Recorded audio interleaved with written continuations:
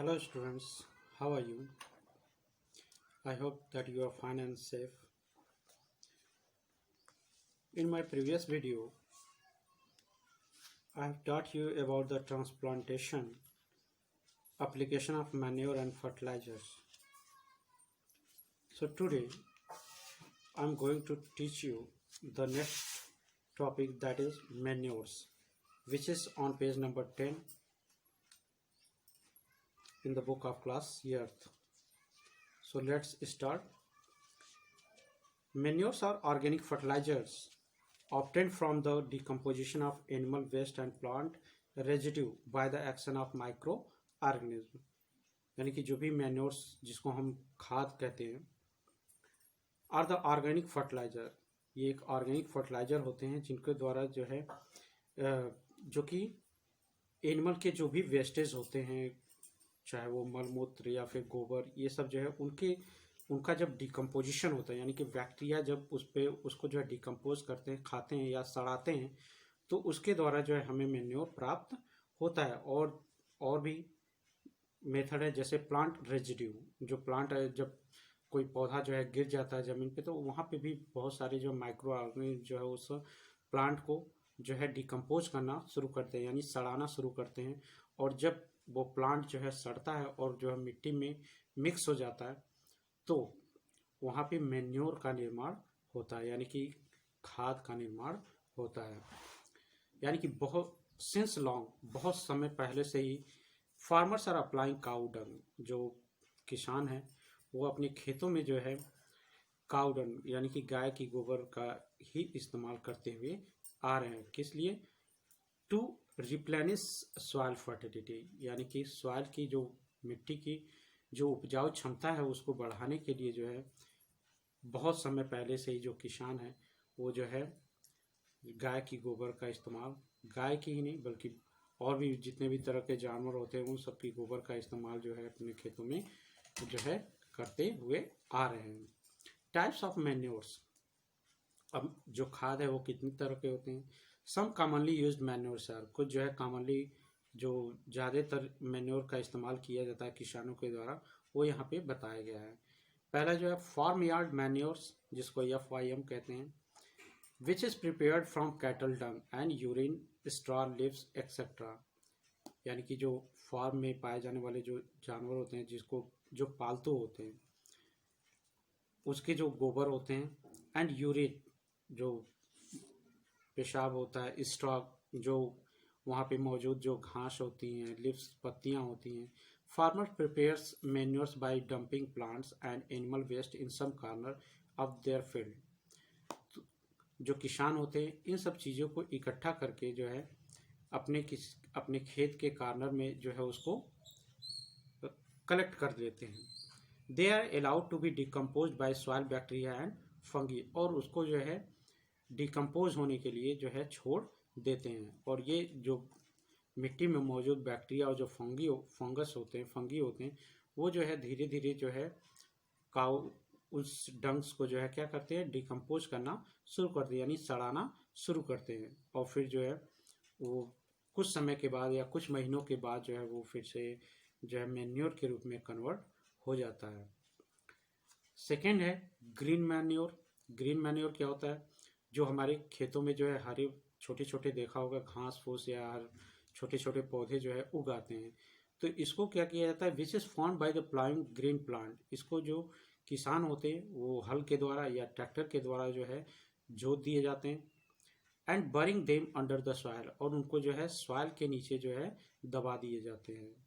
ठीक है, यानी कि मिट्टी के नीचे जो है उसको दबा दिया जाता है, और जो मिट्टी में मौजूद जो बैक्टीरिया फंगी होते हैं वो धीरे धीरे जो है उस प्लांट्स को या छोटे छोटे जो पौधे होते हैं उनको जो है सड़ाना शुरू करते हैं, और इसकी वजह से जो सॉइल की फर्टिलिटी होती है वो बढ़ जाती है। तो इस तरह के जो खाद होती है उसको हम ग्रीन मैन्योर कहते हैं। कंपोस्ट मैन्योर, कंपोस्ट मैन्योर क्या होता है? Which is prepared by the decomposition of vegetable refuse, farm litter, kitchen waste, sugar cane trash, weeds, sewage, sludge and animal waste by the action of soil bacteria, यानी कि इसको जो है एक जो कंपोस्ट मैन्योर होता है उसको एक गड्ढा खोद के वहाँ पे जो भी वेजिटेबल जो किचन से निकलने वाले जो वेजिटेबल के जो छिलके होते हैं, फलों के छिलके होते हैं, या फिर जो फार्म हाउस का जो कूड़ा होता है, कूड़ा होता है, जैसे पत्तियाँ हुई या फिर अदर चीज़ें हुए, घास हुई या फिर स्ट्रा हुआ, भूसा हुआ, ये जो होते हैं उसको वहाँ पे डाल दिया जाता है। किचन में जो भी वेस्टेज होते हैं, छिलके या अदर चीज़ें, उनको वहाँ पे डाल दिया जाता है। शुगर कैन ट्रेस यानी कि जो गन्ने का जो कचरा होता है, वेट्स जो घास फूस होती हैं, सीवेज जो मल मूत्र होते हैं, स्लज जो कीचड़ होता है, एंड एनिमल वेस्टेज, और जो एनिमल के जो वेस्टेज होते हैं उनको जो है एक जगह पे डाल दिया जाता है। और वहाँ पे जो सॉइल में मौजूद जो बैक्टीरिया होते हैं उसको धीरे धीरे क्या करते हैं, डिकम्पोज करना शुरू करते हैं।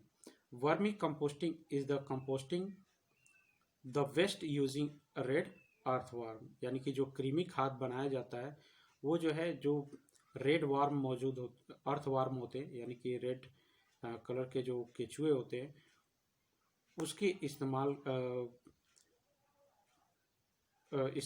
यानी कि उसका जो रेड अर्थवार्म होते हैं उनका यूज करके जो है वर्मी कंपोस्टिंग खाद का निर्माण जो है किया जाता है। Manure provides humus to the soil, जो मैन्योर होता है, खाद होता है, वो सॉइल को जो है ह्यूमस प्रोवाइड करता है। ह्यूमस मतलब क्या होता है कि इसमें जो है मिट्टी भी मौजूद होता है और जो है पेड़ पौधे यानी कि सड़े हुए पेड़ पौधे भी जो है उसमें मौजूद, यानी कि मिक्स होता है। जो भी घास फूस, सड़े हुए घास फूस या फिर एनिमल जो डंग होते हैं वो डिकम्पोज होके जो है सॉइल में जब मिक्स हो जाते हैं तो उसको हम बोलते हैं ह्यूमस। और ये जो है यही चीज यानी कि मैन्योर जो है इसी सॉइल में क्या कर दिया जाता है, डाल दिया जाता है, which improve the physical and chemical properties of soil. और इसकी वजह से जो सॉइल का फिजिकल और केमिकल प्रॉपर्टी है वो क्या हो जाता है, इम्प्रूव हो जाता है, बढ़ जाता है। It restore the soil texture, और इसकी वजह से जो सॉइल का टेक्सचर है, गुणवत्ता है, वो काफ़ी बढ़ जाता है। It improve water holding capacity of the soil, और इसमें जो मैन्योर होता है इसकी एक खासियत होती है कि ये सॉइल के जो वाटर होल्डिंग कैपेसिटी है उसको वो बढ़ा देता है। It makes soil porous and airy, ये जो है सॉइल को क्या बना देता है, पोरस। पोरस मतलब क्या होता है, छोटे छोटे होल्स जो है वहाँ पे बना देता है, जिससे एयर जो है आसानी से मिट्टी के अंदर जो है जा सकती है। It replenishes soil with all the nutrient, और ये जितने भी तरह के न्यूट्रिएंट्स होते हैं वो जो है सॉइल में जो है सॉइल को जो है ट्रांसफ़र कर देता है, और सॉइल से जो प्लांट्स की जो जड़ें होती हैं वो जो है एब्जॉर्ब करके जो है अपने आप को इम्प्रूव करती हैं। ठीक है, और इससे जो है जो क्रॉप प्रोडक्शन है वो भी क्या हो जाता है, बढ़ जाता है। Okay, next topic is that is fertilizers. Fertilizers क्या होते हैं, जिसको हम उर्वरक कहते हैं, रासायनिक खाद कहते हैं। फर्टिलाइजर्स आर केमिकल कंपाउंड्स, जो उर्वरक होते हैं वो क्या होते हैं, केमिकल कंपाउंड्स होते हैं, रासायनिक पदार्थ होते हैं। That are manufactured in industries, इनका जो मैन्युफैक्चर है इसको जो है इंडस्ट्रीज में बनाया जाता है। ईच फर्टिलाइजर सप्लाइज वन और मोर स्पेसिफिक एलिमेंट, यानी कि हर एक फर्टिलाइजर जो है एक या एक से अधिक जो है स्पेसिफिक जो मुख्य एलिमेंट्स होते हैं, जैसे urea supplies nitrogen and NPK supplies nitrogen, phosphorus and potassium. ठीक है, यूरिया मेनली क्या प्रोवाइड करता है, नाइट्रोजन, और जो एनपीके होता है उसमें जो है नाइट्रोजन, फास्फोरस और पोटेशियम जो है मौजूद होता है, जो कि सॉइल को प्रोवाइड करता है, और सॉइल से ये जो भी प्लांट्स होते हैं वो क्या करते हैं, एब्जॉर्ब करते हैं। The chemical fertilizers are nutrient specific, जो केमिकल फर्टिलाइजर्स होते हैं उसमें जो है वो उसमें न्यूट्रिएंट स्पेसिफिक होते हैं, यानी कि उसमें न्यूट्रिएंट जो है मुख्य रूप से मौजूद होता है। टाइप्स ऑफ केमिकल फर्टिलाइजर्स, अब केमिकल फर्टिलाइजर कितने तरह के होते हैं, there are 3 main types of chemical fertilizer. जो केमिकल फर्टिलाइजर होते हैं वो मेनली जो है 3 टाइप्स के होते हैं। First is nitrogenous fertilizers, nitrogenous fertilizers मतलब जिसमें नाइट्रोजन की मात्रा अधिक होती है। फास्फेटिक फर्टिलाइजर्स यानी कि इसमें जो है फास्फोरस की मात्रा जो है अधिक होती है। पोटेशियम फर्टिलाइजर यानी कि इसमें पोटेशियम की मात्रा अधिक होती है। Advantage and disadvantages of using fertilizers यानी कि खाद के इस्तेमाल के क्या जो है लाभ हैं और क्या जो है हानियां हैं, यहाँ पे बताया गया है। First is advantages of fertilizer यानी कि खाद के रासायनिक उर्वरक के क्या क्या लाभ हैं। Fertilizers provide specific nutrient needed by the crop. पहला इसका लाभ ये होता है कि ये जो है स्पेसिफिक मुख्य जो न्यूट्रिएंट की कमी होती है पौधे में उसको जो है ये प्रोवाइड, उसकी कमी को ये पूरा करते हैं। Fertilizers are concentrated source of soil nutrient. जो फर्टिलाइजर्स होता है वो जो है कंसंट्रेटेड सोर्स होता है यानी कि बहुत ही गाढ़ा सोर्स होता है जिससे जो है सॉइल की जो न्यूट्रिएंट जो फर्टिलिटी है वो काफ़ी बढ़ जाती है। बीइंग सॉल्युबल इन वाटर, ये पानी में आसानी से सॉल्युबल हो जाते हैं। They are easily absorb by the plant and are utilized immediately, और ये जो है आसानी से प्लांट्स के द्वारा जो है एब्जॉर्ब कर लिए जाते हैं। एंड आर यूटिलाइज इमीडिएटली, और प्लांट्स के द्वारा तुरंत ही जो है इसको जो है एब्जॉर्ब कर लिया जाता है या यूज में ला लिया जाता है। They are easy to handle, store and transport यानी कि जो फर्टिलाइजर्स होता है ये हैंडल करना इनको बहुत ही आसान होता है, स्टोर करने में भी काफ़ी आसानी होती है और एक जगह से दूसरी जगह ट्रांसपोर्ट करने में भी बहुत ही आसानी होती है। Okay, next is disadvantages of fertilizers यानी कि फर्टिलाइजर्स के क्या क्या हानियां हैं। तो fertilizers are source of soil and water pollution. इस फर्टिलाइजर की वजह से जो है सॉइल और वाटर पॉल्यूशन जो है बढ़ता है। अगर हम ज़्यादा जो है फर्टिलाइजर्स का इस्तेमाल करते हैं तो उससे जो है सॉइल की फर्टिलिटी धीरे धीरे जो है क्या हो जाती है, कम हो जाती है और एक समय के बाद जो है जो ज़मीन होती है वो बंजर हो जाती है। They make soil more acidic और alkaline and so less fertilize, यानी कि ये मिट्टी को क्या कर देते हैं, या तो बहुत ज़्यादा एसिडिक बना देते हैं या बहुत ज़्यादा जो है बेसिक बना देते हैं। इसकी वजह से जो है जो सॉइल है वो काफ़ी जो है वो जो फर्टिलिटी है सॉइल की वो कम हो जाती है। Excessive use of fertilizers can damage the crop plant, और जब बहुत ज़्यादा जो हम फर्टिलाइजर्स का यूज़ करते हैं तो इससे जो है जो क्रॉप प्लांट्स होते हैं वो जो है डैमेज होने की संभावना यानी कि हानि क्षतिग्रस्त होने की संभावना होती है। Here difference between the manures and fertilizers is given. तो manures it is already taught to you. Manures are organic substance. जो manures होते हैं वो क्या होते हैं, ऑर्गेनिक सब्सटेंस होते हैं। फर्टिलाइजर्स जो क्या होते हैं वो सिंथेटिक होते हैं यानी कि उनको हम इंडस्ट्रीज में बनाते हैं।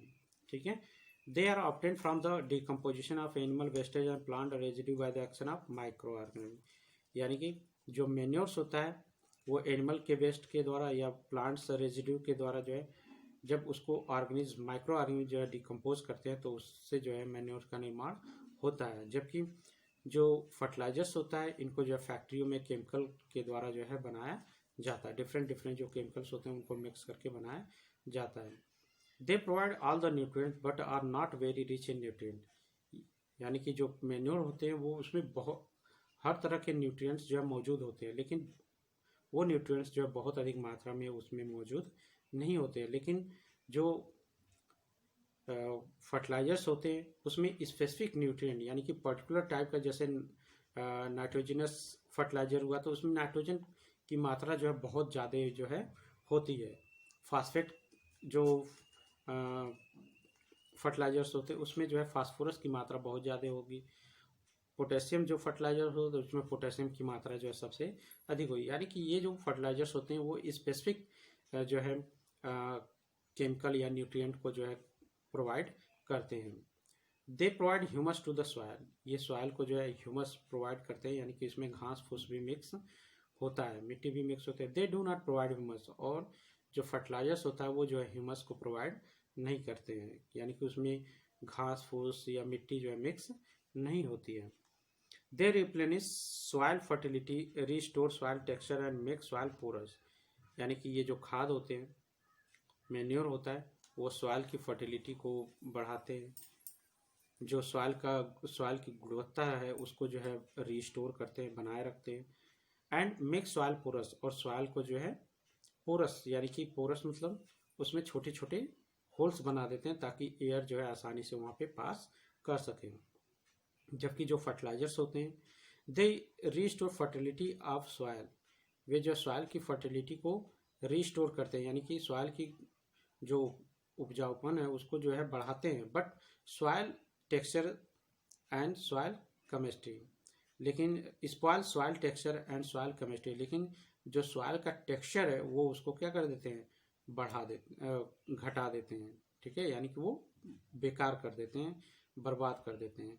और इसी वजह से जो है अगर हम बहुत ज़्यादा जो है फर्टिलाइजर्स का यूज अपने खेतों में करते हैं तो जो है खेतों के बंजर होने की संभावना बहुत ज़्यादा बढ़ जाती है। They do not cause pollution, जो मैन्योर्स होते हैं वो किसी भी तरह का पोल्यूशन जो है नहीं फैलाते हैं, जबकि जो फर्टिलाइजर्स होते हैं वो वाटर पोल्यूशन और जो है सॉइल पोल्यूशन जो है फैलाते हैं। They are readily soluble in water, hence absorbed by plants slowly, यानी कि they are not readily soluble in water, यानी कि ये बहुत जल्दी जो है पानी में मिक्स सोलबल नहीं होते हैं।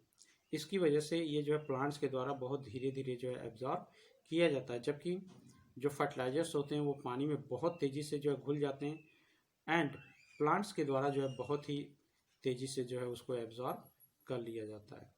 Okay, so I hope that you have understood this topic. Thanks.